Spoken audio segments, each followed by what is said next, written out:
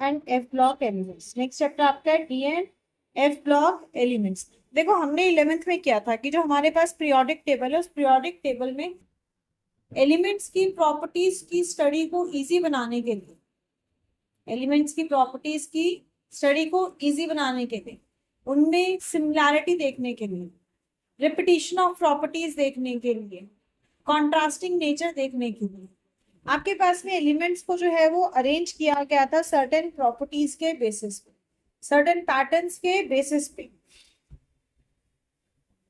और इसी में आए आपके पास S P D F block. आपके जो एस पी ब्लॉक आप पहले ही पढ़ चुके हैं 11th क्लास में। अब हम करेंगे जो है वो डी ब्लॉक एलिमेंट्स के बारे में। So what R D block elements? D block elements, D only D नहीं करेंगे, हमें करना है D and f block elements के बारे में। किसके बारे में? D and f block elements आपके पास में। तो पहले बात करेंगे हम डी ब्लॉक एलिमेंट्स की। देखो डी ब्लॉक के एलिमेंट्स कौन से हैं आपके पास में? आप देखेंगे आपके पास में जो ग्रुप 3 है, ग्रुप 3 टू ग्रुप 12, अगर आप नजर मारे आपके पास पीरियोडिक टेबल बना हुआ होगा उसमें आप देखें तो ग्रुप 3 से ग्रुप 12 तक आपके जो एलिमेंट्स हैं आपके पास में उन्हें कहते हैं हम डी ब्लॉक एलिमेंट्स। क्या कहते हैं आपके पास में? डी ब्लॉक एलिमेंट्स आपके पास में। क्यों? क्योंकि इनमें आपके पास में जो डी ऑर्बिटल हो रहा होता है ना वो फिलिंग हो रहा होता है। आप देखेंगे कंटिन्यूसली जो है वो आपके पास में डी ब्लॉक एलिमेंट की जो है वो, सॉरी, डी ऑर्बिटल की जो है वो आपके पास में फिलिंग चल रही होती है। तो जब ये डी ऑर्बिटल की आपके पास में फिलिंग चल रही है तब इसे हम क्या कहेंगे? हम कहेंगे कि भाई हमारे पास कौन से ये डी ब्लॉक एलिमेंट्स हैं। कौन से हैं आपके पास में? डी ब्लॉक एलिमेंट्स हैं आपके पास में। और इनकी अपनी कुछ प्रोग्रेसिव प्रॉपर्टीज आपको देखने को मिलती हैं। उन्हीं प्रॉपर्टीज के बारे में हमने जो है वो आगे पढ़ना है। तो इन 3 में आपको डी ब्लॉक देखने को मिलेगा। वहीं पे पीरियोडिक टेबल में अगर आप देखो तो आपके पास में 4f ऑर्बिटल की फिलिंग स्टार्ट होती है। 4f 5f ऑर्बिटल आपके पास में। ग्रुप 3 में कुछ ऐसे एलिमेंट्स आपको देखने को मिलेंगे जैसे f ऑर्बिटल के आपके पास में फिलिंग स्टार्ट हो गई है। तो जहां पे आपके पास में 4f की फिलिंग स्टार्ट हुई वहां से आपके पास में क्या आ गए? एफ ब्लॉक एलिमेंट्स आ गए, जिनको ट्रांजिशन एलिमेंट्स या ट्रांजिशन मेटल्स भी कहा जाता है। तो इन डी ब्लॉक एलिमेंट्स के लिए आपके पास में एक नाम आया, क्या? ट्रांजिशन एलिमेंट्स या फिर ट्रांजिशन मेटल्स आपके पास। इनर ट्रांजिशन भी कहते हैं। क्यों? आगे पढ़ेंगे। तो जब भी आपके पास बात हो रही है ट्रांजिशन मेटल्स की या ट्रांजिशन एलिमेंट्स की, मतलब हम बात कर रहे हैं किसकी? हम बात कर रहे हैं D and f block elements की। ये यूनिक प्रॉपर्टी शो करते हैं हमें। ऐसा क्यों होता है कि हमें यूनिक प्रॉपर्टी शो करते हैं? क्योंकि इनके पास में जो डी और एफ सबशेल्स होते हैं वो कभी भी पूरी तरीके से फिल नहीं होते, पार्शली फिल रह जाते हैं आपके पास, जिस कारण से ये यूनिक प्रॉपर्टी आपको शो करते हैं। राइट? सो बात करेंगे हम डी ब्लॉक एलिमेंट्स की। पहले डी ब्लॉक एलिमेंट्स। तो डी ब्लॉक एलिमेंट्स क्या है आपके पास? जिनके पास में इनकम्प्लीटली फिल्ड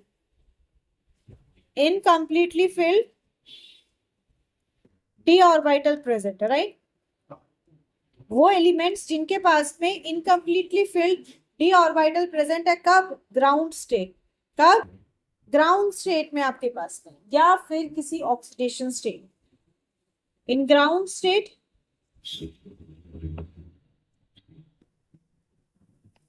और इन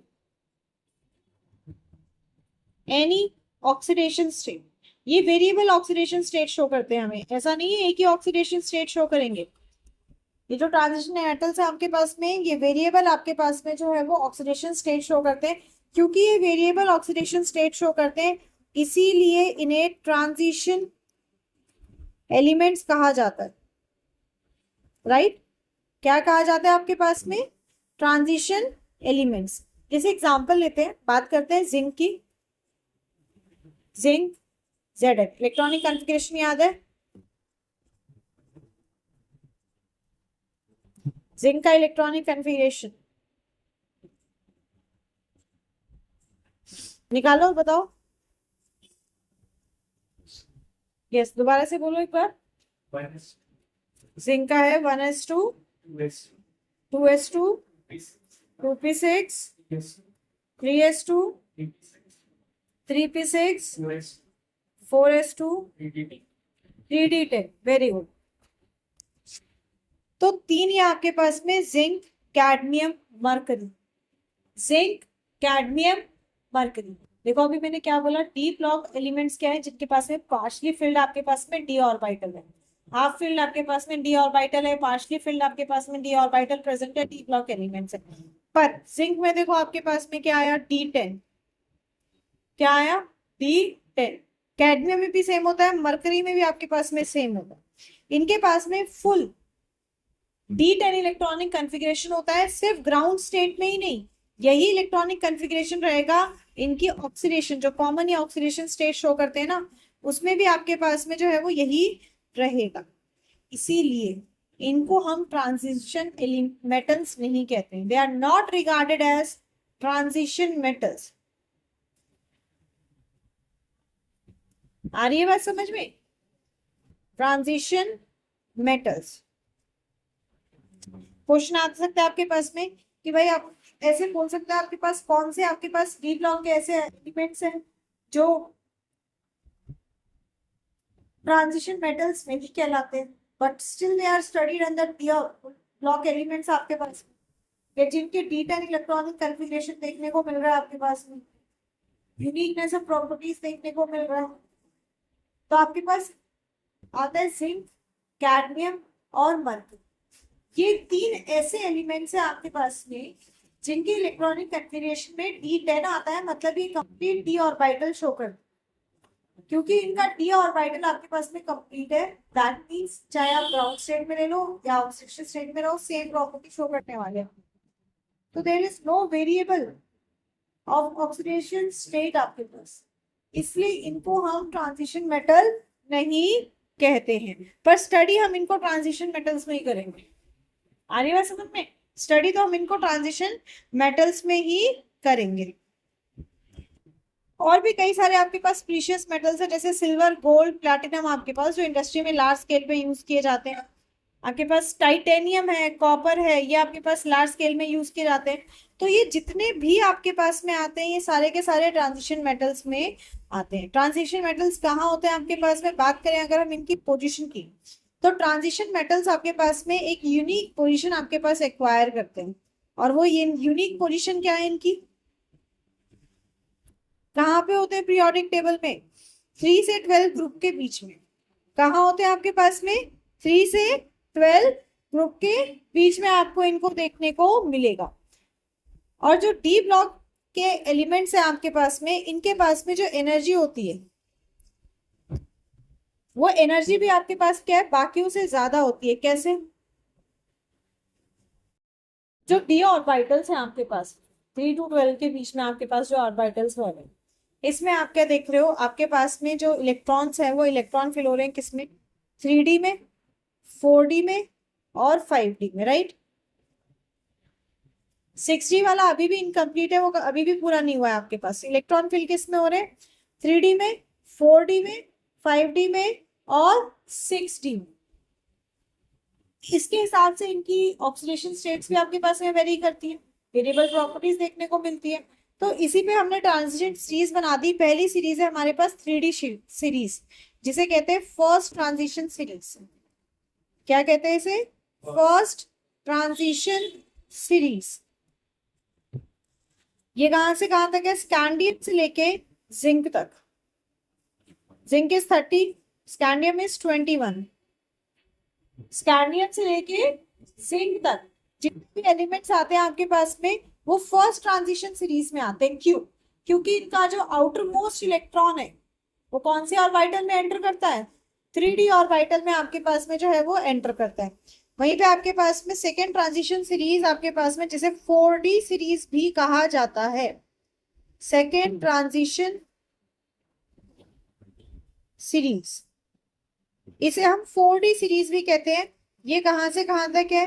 ये यट्रियम से लेके कैडमियम तक है। It is from yttrium to cadmium. Yttrium आपके पास में Y atomic number is 39, cadmium आपके पास में CD एटॉमिक नंबर इज 48। तो 39 से 48 तक इसे कहते हैं हम सेकेंड ट्रांजिशन सीरीज। क्यों? क्योंकि इसमें जो आउटर मोस्ट इलेक्ट्रॉन है वो कहाँ जा रहा है? 4d ऑर्बिटल में जा रहा है। कहाँ जा रहा है आपके पास में? 4d ऑर्बिटल में। नेक्स्ट आती है आपके पास 5d। क्या आ गई आपके पास? 5d। That is your third transition series. ये क्या आपके पास? थर्ड, आपके पास में थर्ड ट्रांजिशन सीरीज। मतलब आपके पास आउटर मोस्ट इलेक्ट्रॉन कहाँ जा रहा है? 5d ऑर्बिटल में जा रहा है। कहाँ जा रहा है? 5d ऑर्बिटल में।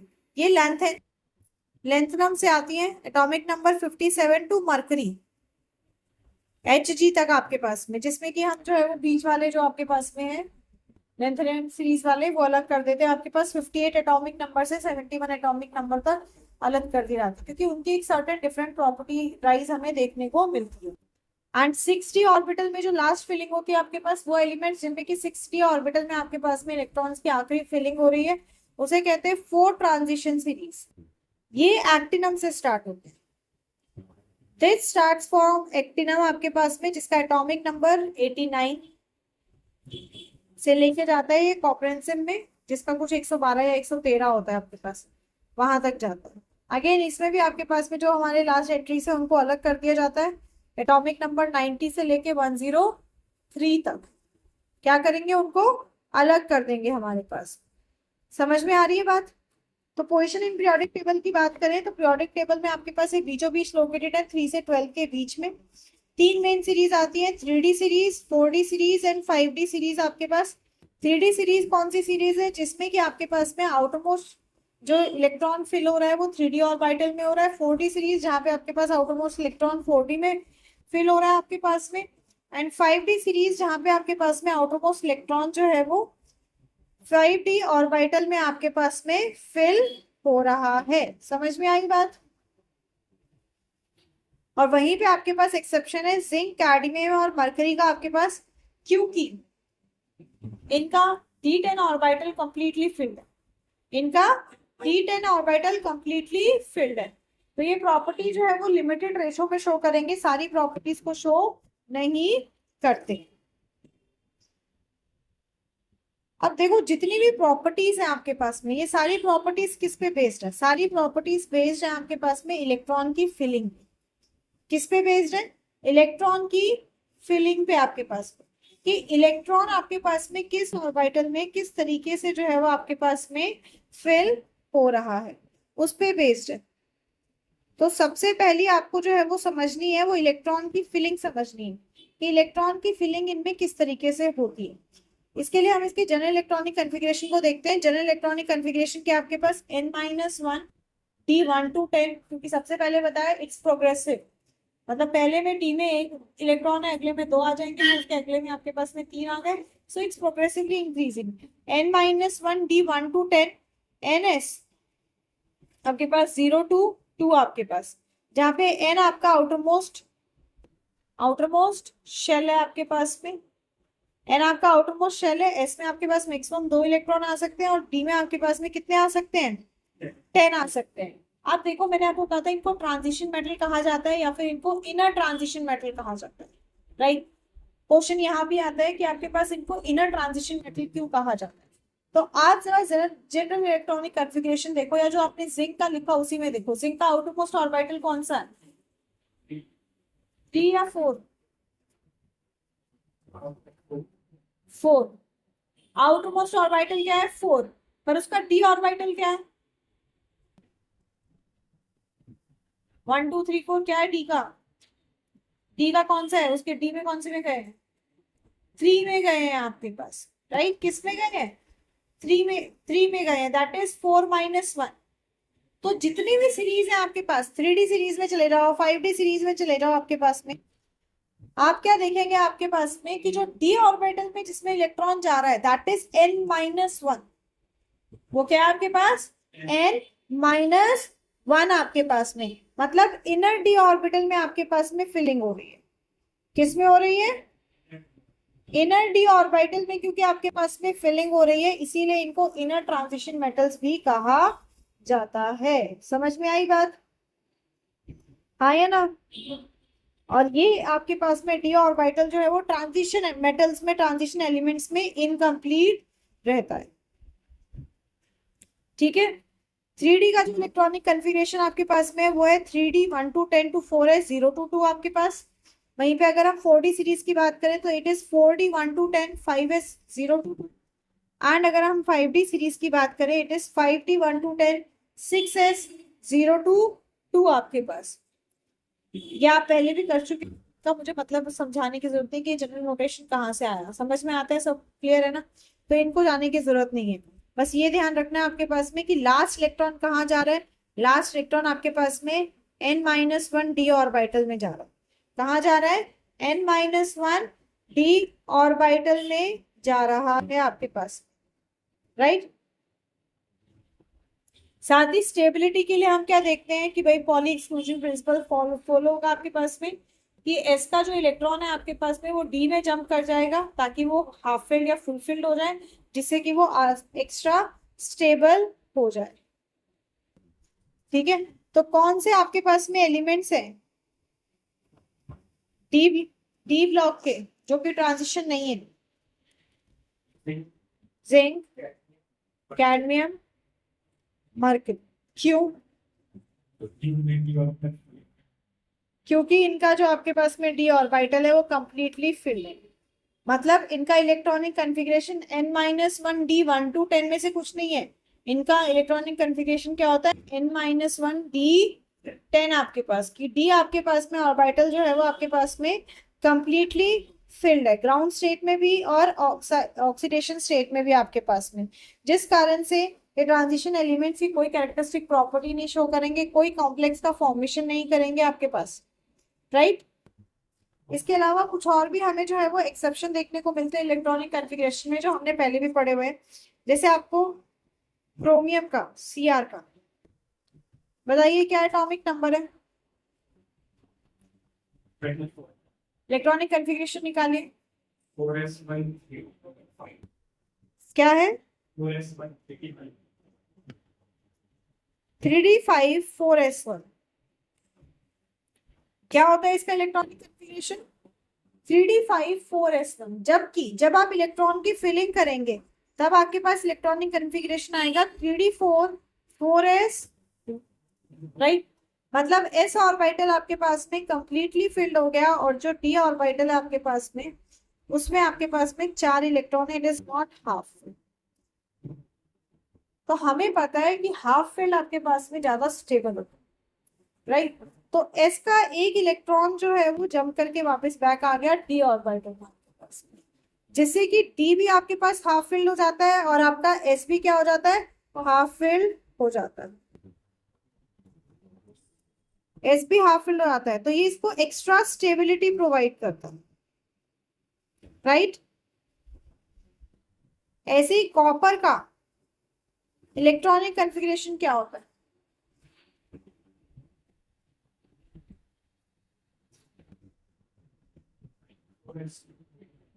क्या? 3d9 4s2, very good. पर एक्चुअल में क्या होता है? It is 3d10 4s1। ठीक है, एक्चुअल में क्या है? 3d10 4s1। क्यों? जब अगेन आपने 3d9 लिया, 3d9 लिया आपके पास में, तो आपके पास 10 ऑर्बिटल है, हर एक में आपके पास 2 इलेक्ट्रॉन की फिलिंग हो सकती है। तो हमारे पास में क्या हुआ भाई? 4 ऑर्बिटल कंप्लीटली फिल्ड होते हैं पर एक अलोन रह जाता है। और जहां हम स्टेबिलिटी की बात करें आपके पास में, तो ये स्टेबल नहीं होता, राइट। ये स्टेबल नहीं होता आपके पास। तो इसको स्टेबिलिटी प्रोवाइड करने के लिए एस ऑर्बिटल अपना एक इलेक्ट्रॉन दे देता है, कहता है भाई तू पहले अपना घर भर ले, मैं तो अपना सोचता हूँ। तो उसने डी को अपना एक इलेक्ट्रॉन दे दिया, देने के कारण डी के पास, जिसके पास ऑलरेडी 9 थे, अब उसके पास कितने हो गए? अब उसके पास आ गया भाई एक 10, जिससे वो हो गया कंप्लीटली फिल्ड। वो हो गया कंप्लीटली फिल्ड। और जो 4s था हमारे पास में, वो 4s हो गया हमारे पास में क्या, हाफ फिल्ड। तो दोनों को स्टेबिलिटी मिल गई, यस और नो। तो दोनों को आपके पास में जो है वो स्टेबिलिटी मिल जाती है आपके पास में, ठीक है। अच्छा, अब सवाल आता है ऐसा होता क्यों है, ऐसा होता क्यों है। इसके पीछे है दो रीजन। पहला, इलेक्ट्रॉनिक रिपल्शन,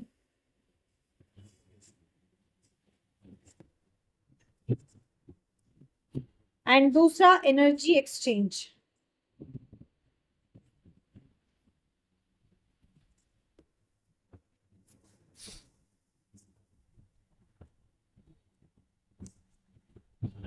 आपको क्या देखने को मिलता है कि जो आपके पास इलेक्ट्रॉन्स हैं उनके बीच में एक इलेक्ट्रॉनिक रिपल्शन क्रिएट हो रहा है। Electronic repulsion, like charges repel each other, like charges repel each other, unlike charges attract each other. कि अब हमारे पास क्या है कि वो एक चार्ज की तरह बिहेव कर रहा है जो एक दूसरे से दूर भाग रहा है, रिपल्शन हो रहा है, जिससे कि स्टेबिलिटी तो आने वाली नहीं है। स्टेबिलिटी लाने के लिए हमें इलेक्ट्रॉन डेंसिटी को बढ़ाना पड़ेगा। तो इलेक्ट्रॉन को ले लिया भाई, जिसके कारण एनर्जी एक्सचेंज होती है। और ये जो एनर्जी एक्सचेंज हो रही है आपके पास, ये उसको स्टेबिलिटी प्रोवाइड करती है। समझ में आ रही है बात। और क्योंकि जो आपके पास डी ऑर्बिटल है वो एकदम पेरिफेरल पे होता है, एकदम एंडिंग पे होता है, इस कारण से वो ज्यादा जो है वो इफेक्ट भी करता है। तो हर एक एलिमेंट्स जो है आपके पास में, उन एलिमेंट्स की अपनी यूनिक प्रॉपर्टीज है, they have certain properties. Scandium के अलग है, टाइटेनियम के अलग है, वैनाडियम के अलग है, सबकी अपनी अपनी प्रॉपर्टीज है। और ये प्रॉपर्टीज क्यों अलग अलग है आपके पास में, क्योंकि वो अलग अलग ऑक्सीडेशन स्टेट शो करते हैं। क्यों अलग अलग है, क्योंकि वो अलग अलग ऑक्सीडेशन स्टेट शो करते हैं, जिस कारण से ये कॉम्प्लेक्स का फॉर्मेशन करते हैं। कॉम्प्लेक्स क्या है, एमओटी याद है। एमओटी में हमने जो किया था आपके पास में, वो भी यही चीज थी कि हम इलेक्ट्रॉन के डिस्ट्रीब्यूशन और उसकी स्टेबिलिटी को चेक कर रहे थे, उसके पैरा को चेक कर रहे थे, उसकी मैग्नेटिक प्रॉपर्टीज को चेक कर रहे थे, याद है। तो सेम चीज आती है आपके पास में कि जो डी ऑर्बिटल के आपके पास में है, वो ऑक्सीडेशन स्टेट्स को समझने में, कलर्ड आयंस कैसे फॉर्म होते हैं उसको समझने में आपके पास में मदद करते हैं। मतलब एक तरह से आपके पास जितने भी हमारे पास डी ब्लॉक के एलिमेंट्स हैं, दे हैव कैटालिस्टिक प्रॉपर्टी। इनके पास कैटालिटिक प्रॉपर्टी होती है, और साथ ही इनके पास में पैरामैग्नेटिक बिहेवियर भी है।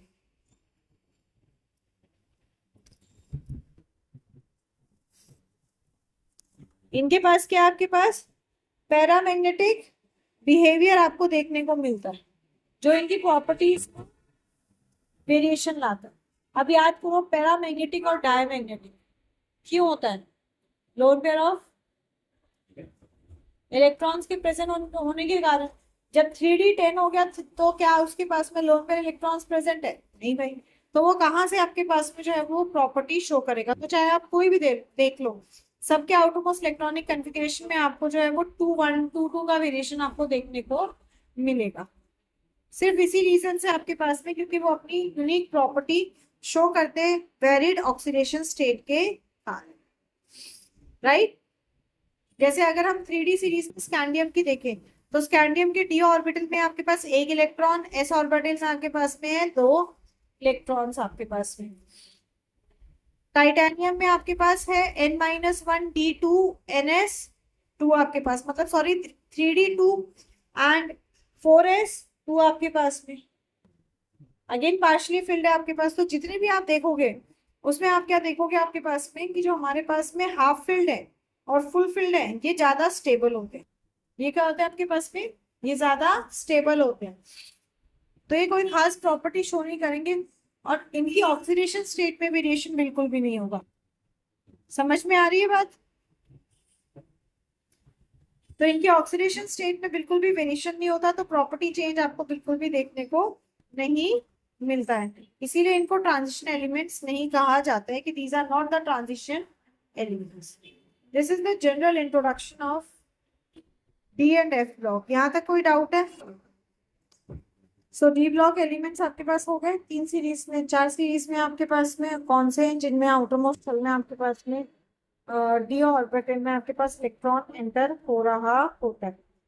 इस इलेक्ट्रॉनिक कॉन्फ़िगरेशन के बेसिस पे ही आप जो है वो इनकी प्रॉपर्टीज को देखेंगे। जो ट्रांजिशन एलिमेंट्स है आपके पास, जितने भी हमारे पास ये ट्रांजिशन एलिमेंट्स हैं, सबसे पहले अगर मैं बात करूं तो ये टिपिकली हमें मेटेलिक प्रॉपर्टी शो करते हैं। ये हमें क्या शो करेंगे? Metallic properties. मेटल की प्रॉपर्टी क्या होती है आपके पास? शाइन करना, हार्डनेस, टेंसाइल स्ट्रेंथ आपके पास में। तो सबसे पहली बात अगर मैं इनकी प्रॉपर्टी की बात करूं तो सबसे पहले आपके पास में they have high tensile strength, metal की तरह बिहेव करते हैं। हाई टेंसाइल स्ट्रेंथ, डक्टिलिटी रखते हैं आपके पास, that they can be easily converted to wire. They are malleable, can be beaten आपके पास में। High thermal and electrical conductivity होती है, high thermal and electrical conductivity, right.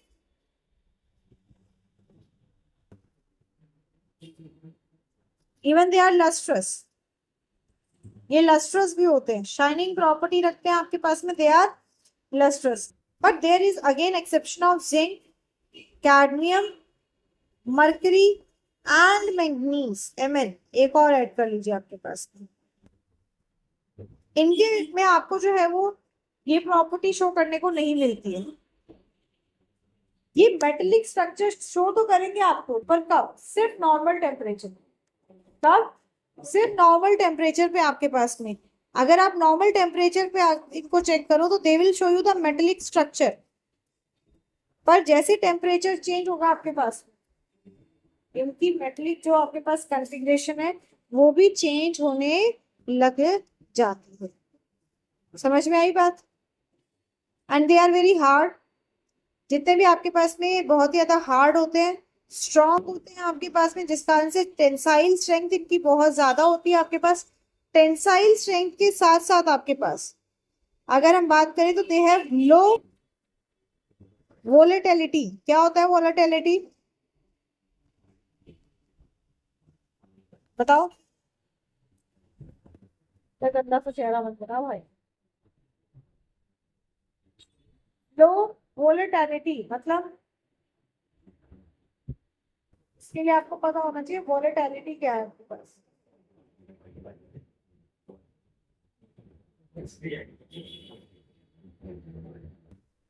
नहीं, बिल्कुल भी नहीं। What are volatile substances?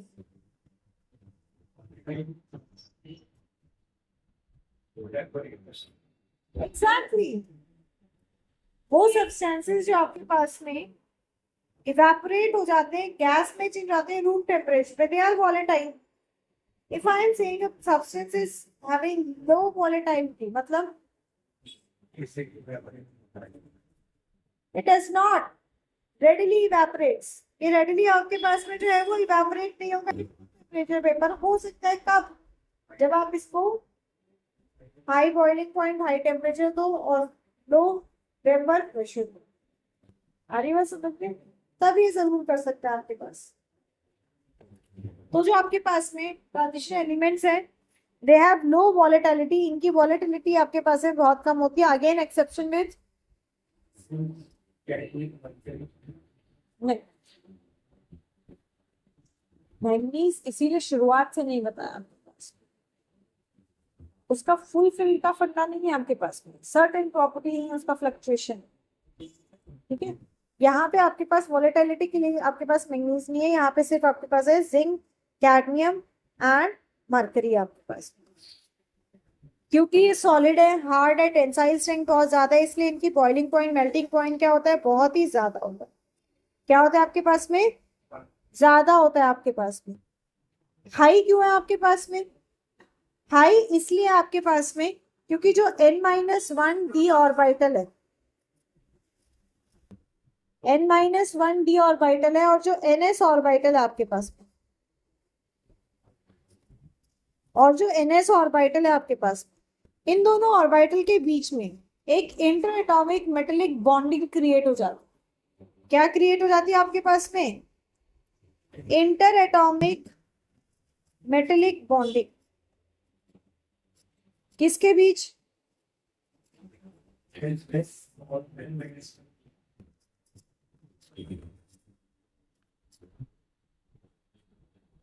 ठीक है, एक इंटर एटॉमिक आपके पास में मेटेलिक बॉन्डिंग आपके पास क्रिएट हो जाती है। उस इंटर एटॉमिक मेटेलिक बॉन्डिंग को तोड़ने के लिए आप इनको हाई टेम्परेचर देते हो, हाई प्रेशर देते हो, इसीलिए इनका जो मेल्टिंग पॉइंट और बॉइलिंग पॉइंट है वो क्या होगा आपके पास में? हाई होगा। याद रहेगा? So they have high melting and boiling point because of this interatomic metallic bonding आपके पास। ठीक है, डेंसिटी की बात करें आपके पास, क्योंकि ये सॉलिड है, हार्ड है, तो डेंसर होंगे आपके पास में। लेफ्ट से राइट की तरफ जितना आप जाओगे, आप जैसे जैसे आगे बढ़ते जाएंगे, आपका जो डेंसिटी आपके पास वो भी जो है वो डिक्रीज होती जाएगी। बात करें थे मेल्टिंग पॉइंट की, तो यहीं पे आप जब मेल्टिंग पॉइंट को देखोगे, आप क्या देखेंगे आपके पास में कि जो हमारे पास में ट्रांजिशन एलिमेंट्स हैं या ट्रांजिशन मेटल्स हैं, जब आप इनको मेल्ट कर रहे हैं, क्या कर रहे हैं? मेल्ट कर रहे हैं आपके पास में, तो ये जितने भी मेटल्स हैं उनका मेल्टिंग पॉइंट क्या है? इंक्रीज होता जाएगा। कहाँ तक? जहां पे D5 है, स्टेबिलिटी आई आपके पास, राइट। D5 आपके पास में ऑर्बिटल प्रेजेंट है, उसके पास 5 इलेक्ट्रॉन है, स्टेबिलिटी आ गई आपके पास। उसके बाद क्या होगा? डिक्रीज करेगा। उसके बाद क्या करेगा आपके पास में? डिक्रीज करेगा। सेम आपको बुक में ग्राफ में दिया हुआ है, मिल गया? यस, सेम चीज आपको जो है वो बुक में दे रखी है। बस इतना ही रखते हैं भाई, फिर कंफ्यूजन